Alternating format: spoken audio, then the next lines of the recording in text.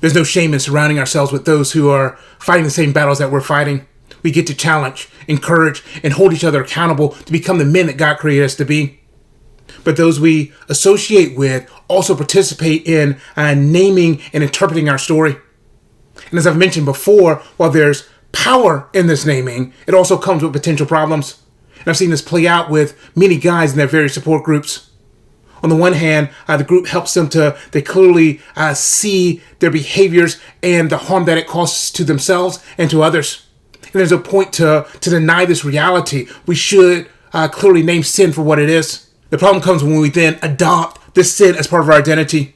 No longer are we simply struggling with sexual integrity or even struggling with sexual addictions. We are now the sex addict, the porn addict, or the like. And in doing so, we're naming and giving more energy to an experience that might not be helpful. In Christ, we've been washed and made new. Sin is no longer our defining reality. And this means we must be wise in considering what we name in the story we tell ourselves. And this means we also must be mindful of who we associate with. And when we're part of a group that keeps our focus on who we were rather than who we're becoming, it might be time to leave. We need to surround ourselves with people who can see us as the true sons of God. This is not to deny our shortcomings and sins, but to invite us into the larger story that God is telling, to see reality from His perspective, rather than allowing our shame and false humility to cause us to adopt names that don't reflect the glory that God has given us to reveal.